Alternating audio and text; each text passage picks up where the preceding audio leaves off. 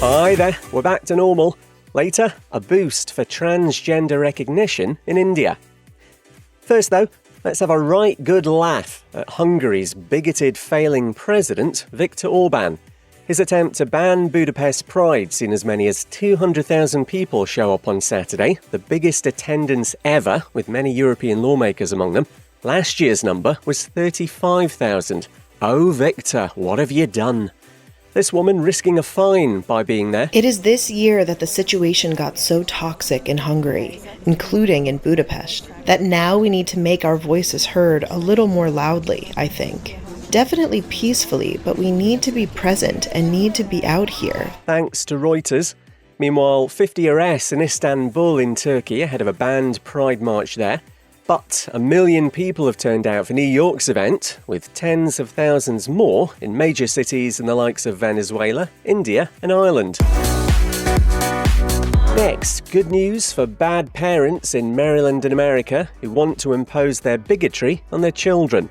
The Supreme Court's ruled they can remove their kids from class when lessons feature books with LGBTQ+ themes. It's because, as we all know, this literature can turn children queer, same as all the straight stuff I read at school rendered me comprehensively heterosexual. And an Indian court's ruled transgender women are women, and they're legally entitled to that recognition. Harry Potter's wicked grandma now choking on her Bombay mix. Judges in the south of the country say you can't determine womanhood solely on the ability to get pregnant. It's all to do with attempts to dismiss a trans female's domestic violence complaint on this basis. Andhra Pradesh High Court ruling it go against the Constitution. No time to tell you that. Trans equality legislation in Colombia in South America has passed its first hurdle in the process of hopefully becoming law. And a statement celebrating queer rights has been released to mark Pride Day from countries including Colombia, again, Spain, Australia, Brazil, Ireland and many more. Hi there.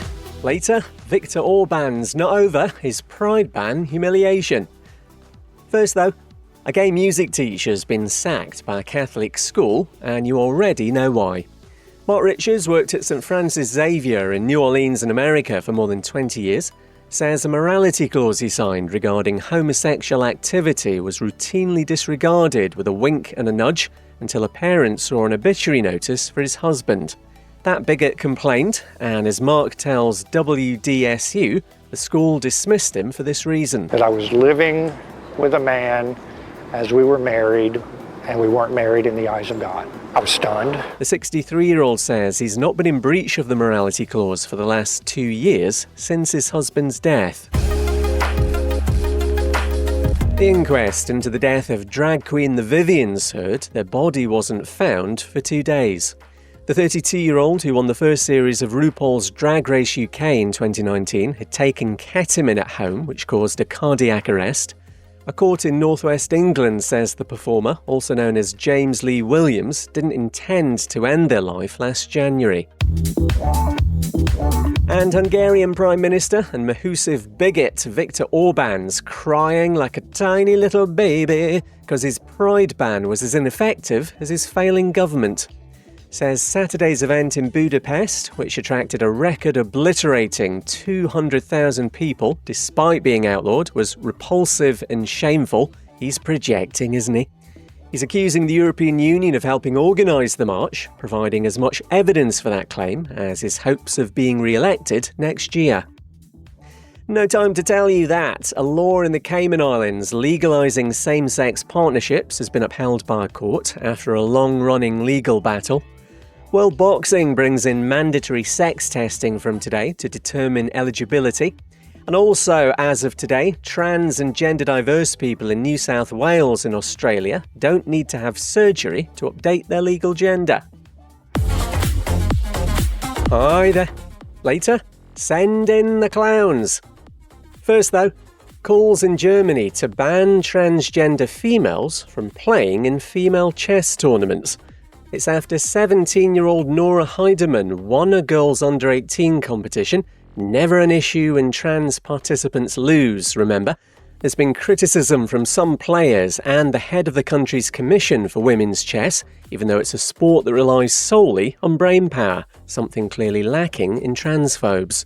Germany's against the temporary ban imposed by the World Chess Federation in 2023.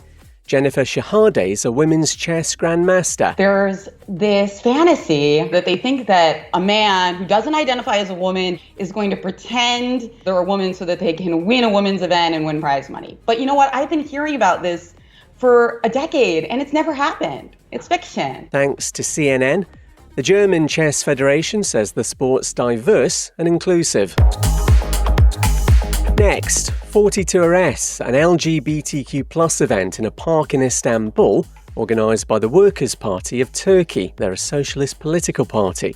They say police turned up without warning, interrupting a speech given by prominent gay politician and journalist İrfan Diamandje. Organisers say it's censorship and they got official permission for the gathering. Everyone arrested has been freed, some under certain conditions. Now, you'd expect a meeting of gender-critical types to be full of clowns, but a few extra have turned out for this one. The Lesbian Project event in London's been disrupted by allies from the rival Dyke Project. They stormed in dressed as clowns with big red noses, streamers, kazoos and horns, shouting, "When trans rights are under attack, what do? Stand up, fight back."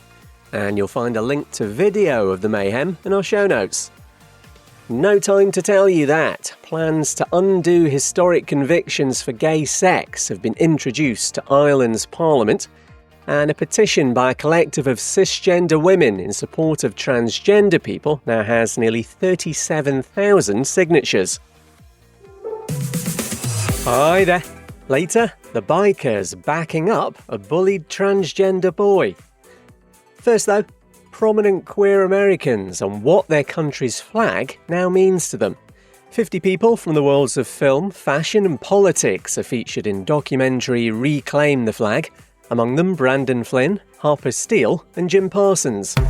The erasure of a lot of queer progress happening right before our eyes. I feel like we're under attack right now. The flag represented unity. How are we united? The film's about how the flag's increasingly become a symbol of division.